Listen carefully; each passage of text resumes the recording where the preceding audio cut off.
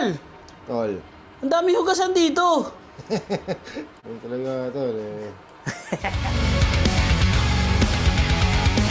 Hello po, nandito po tayo ulit na naman. Magbabalik na naman po ang inyong lingkod, Batosay.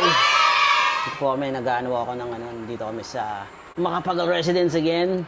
But this time, it's industry na po kami. Askal Clothing Industries. Brad? Askal Custom Prints. Ayan. Askal Custom... What? Askal Custom Bulol Prints. pa, friend. Askal Custom Print. Hindi, kasi nagpapagawa ako dito ako sa business niya. Ito pala. Pakita natin. Link in the description below. Kala mo marunong talaga mag-edit, pero eto. Yan. Yan ang kanyang business ngayon. Pagawa ko ng kasi meron siyang mga clothing. Tapos di ba may stickers ba, di ba? Stickers, yeah. Posters. Stickers, posters. Maliit pa lang tong industry niya pala. Namin na naman, kasama na naman.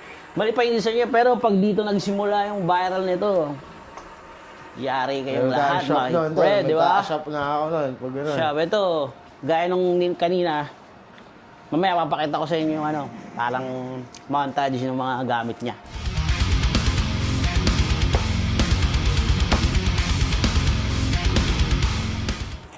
Tol, kailan ka nagsimula ng Askal Industry, ano ba yan? Ano ba? Askal Custom Prints, tol. Last year lang, last year. October last October, year. ay maliliit pa yung mo, di ba? Printer mo nun.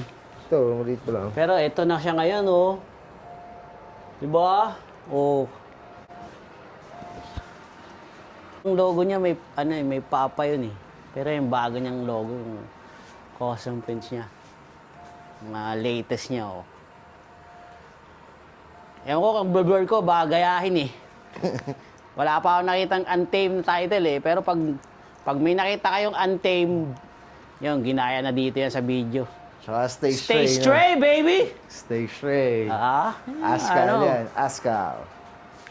Kaya inuulit ko. Uy, Masyado siyang, ano yan? Masyadong pixelated. Conjuring yarn! Kailangan ko ayusin yung image yun. Masyadong mababa yung quality ng image eh. Pero tol, paano ka natuto niyan? Pinag-aralan mo lang o yung... Hindi, napapanood ko lang. Tol. Napapanood ko. Pero wala kang background sa ganyan. Wala. O, di ba? Tingnan nyo, men. Pag trip mo, kayang-kaya mo. Kasi yung tinan mo yung print nyo. Parang yung mga pinagawa ko sa mall. Nagpagawa ko sa mall, men. Gantong-ganto yung niya eh. Di ba? Alam mo naman sa mall, magkano dun. Pero ito, siya lang tumira niyan, boy. Shout out sa Pilipinas. Kung may manggaya, dito nang napunta yan, dito nakuha, untamed. Pag may nakita kayong untamed, or stay stray, dito niya lang nayakaw yan. Stay Alam mo naman eh. Yun, nagbabalik na naman ako, pero hindi ako nawala. Ito yun, sample. My goodness, bro! Canvas! First try pa lang to, man. Men, ang ganda. Canvas siya. Pero ako lang hindi ako. Mukha kang tanga eh. Pero okay lang yan. Pero ito, men. Brad. Canvas picture, no? Tinry kasi namin yung kasi bago niyang eh. Bago lang yan di ba, Brad? Oo, bago lang. Kasi usually t-shirt lang nakikita namin dito ngayon. Nagpiprint siya ng canvas style na Canvas style. Wala, bihira lang makita, men. Ayan, canvas.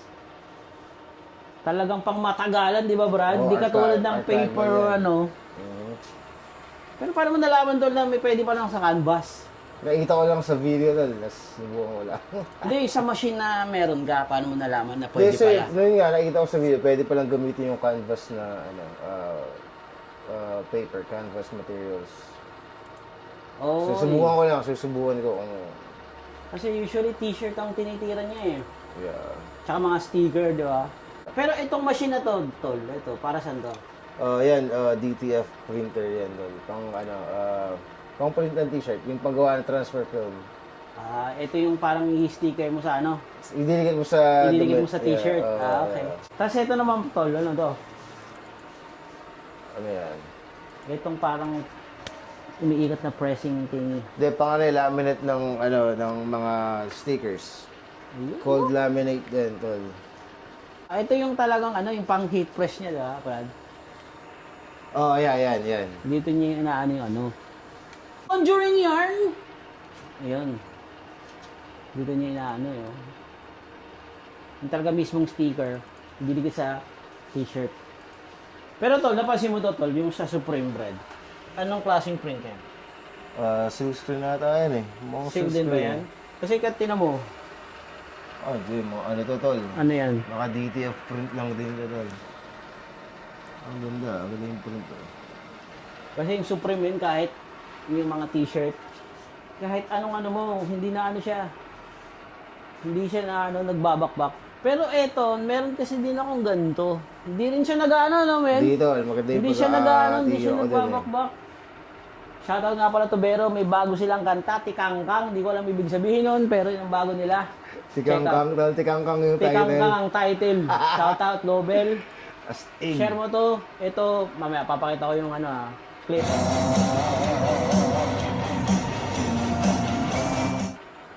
Sa inyo, Tikangkang. Tikangkang. By the way, siya nga pala ang gitarista ng Eksakto at drummer ng Doble Doble Bara. Bara. Doble Oh, Bara. yeah. May album. Ay, hindi. Tapos na yung album niya, tol? Tapos na. Alas tapos na. Release na kami ng kanta. March. May. May nagkaroon ako ng technical difficulties. Kala ko nawala yung mic ko. Halos masiraan ako ng bayet. Okay, balik tayo. Doble Bara. Kailan to lalabas? May 1. Ay, album na siya Hindi, o single. Spotify? Single pa lang ata. Single? Ay, music video ata. Di ko alam. Nakalimutan ko yung meeting namin. Ay, meron pa lang silang music video. Music video.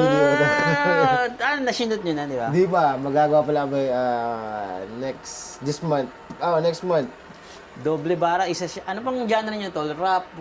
Alternative hip-hop. Alternative hip-hop. Meron kasi nag-rap sa kanila. Shoutout nga pala. Ang pangalan to ni, Si Ray. Ray, tsaka Si nito? Psycho and Ray. Skits. Minsan Skits. pag pumunta ako sa practice nila, Yeah. natin sila, natin. Ito kayo. Kasi itong channel na to, pang banda, tsaka kung ano-ano. Kung may sikat na gusto, pwede. Pero ayoko naman masyado, sikat na yun eh. Saka tayo mga lokal. Local lang. Lokal lang tayo. Pag sikat ka, magaling ka. Ayun. Di ba, tol? Oo, tol. Pag sikat ka, magaling ka, pero local muna tayo. Hindi, yung sa farm, yung namin, malapit sa farm. At saka sa farm, nandun din kami, nag-photoshoot kami. Sa, pangalan nito, Clear Lake. Sa Clear Lake kami pumunta. Ay, maganda ron, Brad, sa Clear Lake, no? Ganda doon, no? Video to is for Ascal Custom Prints. Diyan po tayo. Kita mo yan?